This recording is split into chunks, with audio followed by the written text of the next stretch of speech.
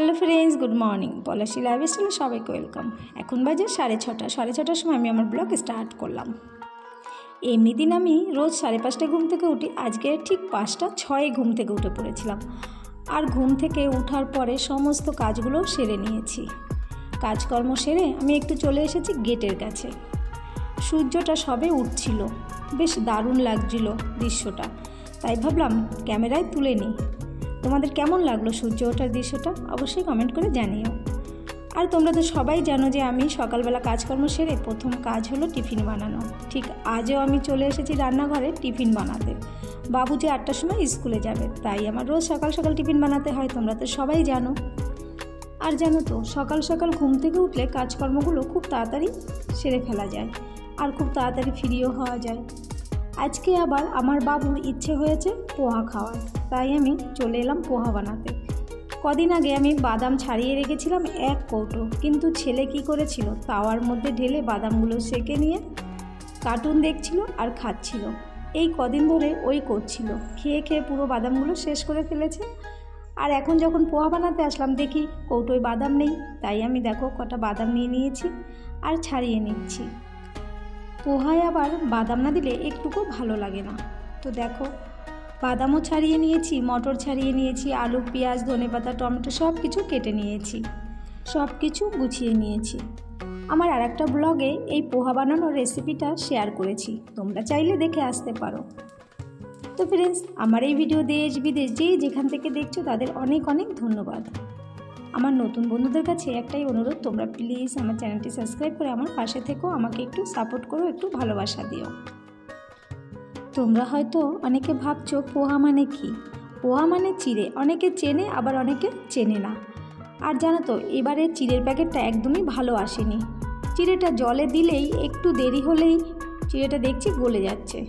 আমাকে খুব সাবধানে পোহা বানাতে হচ্ছে। চিড়েটা ধুয়ে সঙ্গে সঙ্গে জলের থেকে তুলে নিতে হচ্ছে, একটু দেরি হলে আর রেহাই নেই, চিড়ে পুরো একদম গলে যাচ্ছে। তো দেখো চিড়েটা আমি ধুয়ে মশলার উপরে দিয়ে দিচ্ছি। তোমরা হয়তো চিড়েটা দেখে বুঝতে পারছো কতটা নরম হয়েছে, ভালোই নরম হয়েছে।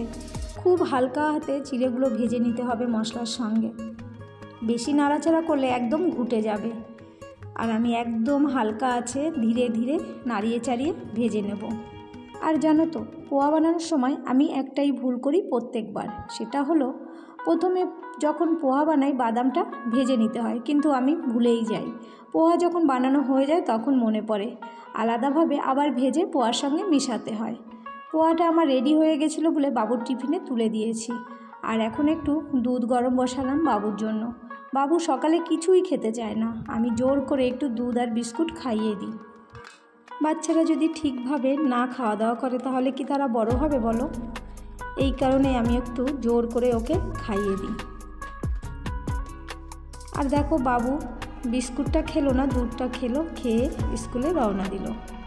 আর আমি রোজকারের মতন গেটের কাছে ওকে ছেড়ে গেলাম। তো দেখো এই যে আমাদের বাড়ির নতুন সদস্য, তোমাদের সঙ্গে পরিচয় করিয়ে দিই। এর নাম হলো চুনুমুনু। খুব ভালো পায়রাটা, জানো প্রায় 20 দিন হলো আমাদের বাড়িতে এসেছে। তোমাদের আগের ভিডিওতে আমি দেখাইনি। এই পায়রাটা নিয়ে এসেছে তোমাদের দাদা বাবুর জন্য। বাবু একা থাকে তো এই পায়রাটা নিয়ে টাইম পাস করে। আর পায়রাটা সত্যি খুবই শিকারী, সারাটা দিন আমাদের পায়ে পায়ে। যখন বাইরে যাব ও বাইরে যাবে, যখন রান্নাঘরে যাব রান্নাঘরে যাবে, আর যখন শোয়ার ঘরে যাব শোয়ার ঘরে, আমাদের পিছুই ছাড়ে না। তো দেখো একটু চা নিয়ে নিলাম, এবার ফ্রি হলাম যে, তাই একটু চা নিয়ে চলে এলাম ছাদে।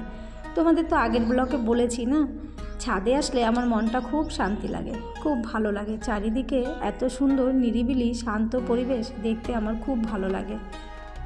ছাদে হালকা হালকা রোদ এসেছে আর ঠান্ডা ঠান্ডা হাওয়া চলছিল, বেশ মজা লাগছিল আমার।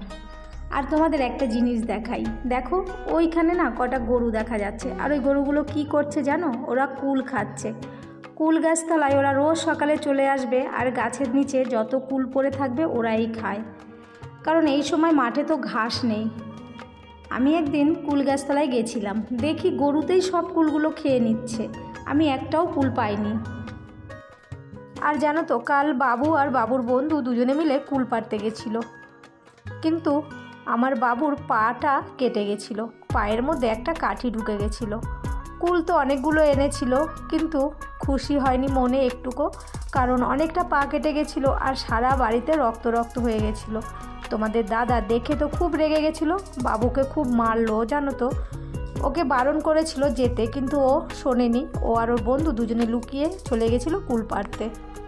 ছোটোবেলা থেকেই শুনে আসছি সবসময় বড়দের কথা শুনে চলতে হয়, আর বড়দের কথা শুনে না চললে বিপদে সবসময় পড়তে হয়।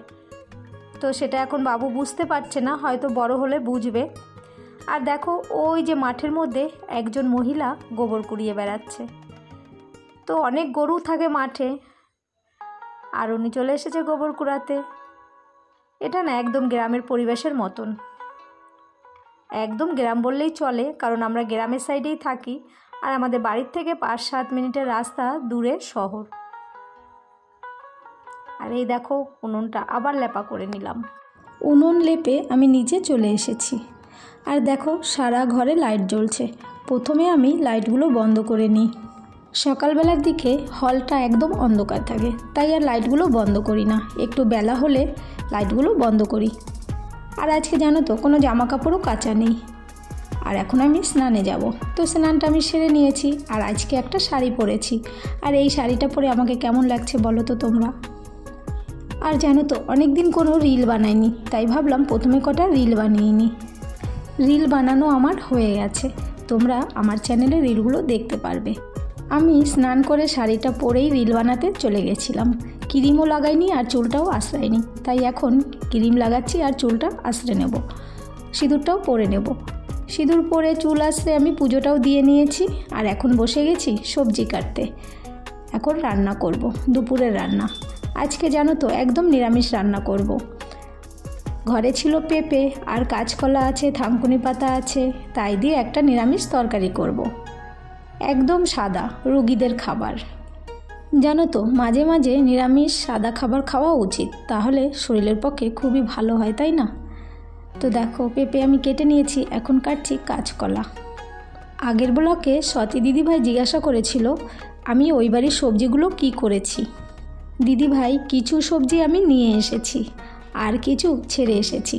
পাশের বাড়ির ভাবি আছে, সেই ভাবি দেখাশোনা করবে। টমেটো গাছ রয়েছে, বেগুন গাছ রয়েছে, লঙ্কা গাছ রয়েছে, ওলকপি ফুলকপি সবই আছে। ভাবিকে বলে এসেছি তুমি গাছগুলো জল দিও আর তুমি সবজিগুলো খেও। আমার শাশুড়ি মা লঙ্কা, থানকুনি পাতা, পালং শাক এই সবজিগুলো তুলে নিয়ে এসেছে, আর অনেকগুলো ধনে পাতা। আর সেই থানকুনি পাতা দিয়েই আলু, কাঁচকলা, পেঁপের তরকারি রান্না করছি। জানো তো আমি ওই সবজি গাছগুলো ছেড়ে এসেছি, ওর জন্য খুব মনটা খারাপ আমার, কারণ নিজের হাতে লাগিয়েছি, ছোটোর থেকে বড় করেছি, অনেক যত্ন করেছি। তাই এদিকে দেখো আমার সবজিটা ভাজা হয়ে গেল, আর ভাতের জন্য জল বসিয়েছিলাম, জলটাও গরম হয়ে গেছে, চালটা ধুয়ে দিয়ে দিলাম। আর এই যে আমাদের চুনুমুনু চলে এসেছে রান্নাঘরে। বললাম না যেখানে আমি থাকবো সেখানেই যাবে। এখন আমি রান্নাঘরে রয়েছি, তাই রান্নাঘরে চলে এসেছে আর চুপ করে এসে দাঁড়িয়ে আছে।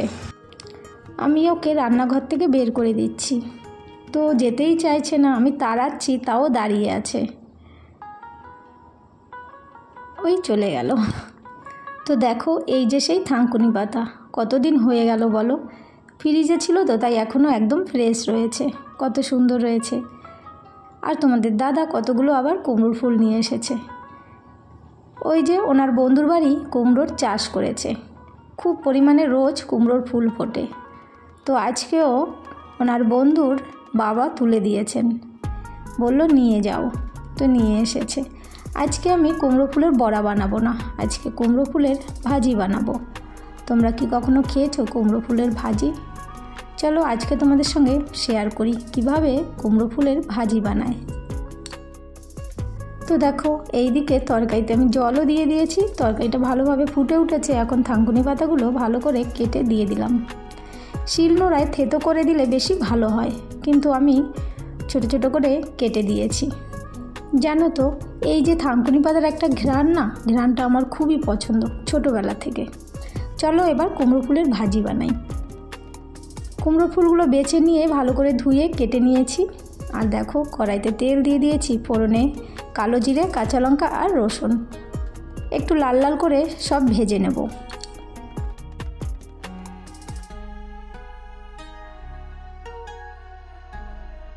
তো দেখো লাল লাল করে ভাজা হয়ে গেছে। এবার আমি কুমড়োর ফুলগুলো দিয়ে দেবো। আর দেখো কতটা কুমড়োর ফুল, কিন্তু এই কুমড়োর ফুলগুলো যত ভাজবো ততই কম হয়ে যাবে।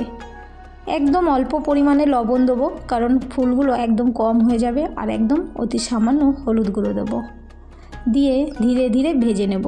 আর কুমড়োর ফুলের থেকে অনেক জলও গলে, জলটা পুরোপুরি শুকিয়ে নিতে হবে। শুকিয়ে নিয়ে একদম ঝরঝরে করে ভেজে নিতে হবে, একদম হালকা আছে। তো চলো ভেজে নিই।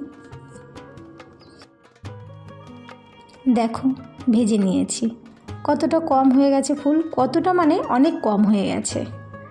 তো একদম ভাজি রেডি হয়ে গেছে, গরম গরম ভাতের সঙ্গে খাও, দেখবে খেতে খুব সুন্দর লাগে। তো ফ্রেন্ডস, আজকের ভিডিও তোমাদের কেমন লাগলো অবশ্যই জানিও। ভিডিও যদি ভালো লেগে থাকে একটা লাইক করে দিও, আর চ্যানেলে যারা নতুন আছো প্লিজ চ্যানেলটি সাবস্ক্রাইব করে আমার পাশে থেকো। পাশে থাকা বেল আইকন বাটন প্রেস করে দিও, তাহলে আমার নতুন নতুন ভিডিওর আপডেটগুলো তোমাদের কাছে খুব শীঘ্রই পৌঁছে যাবে। তো বাই ফ্রেন্ডস, দেখা হবে নেক্সট ভিডিও। সবাই ভালো থেকো।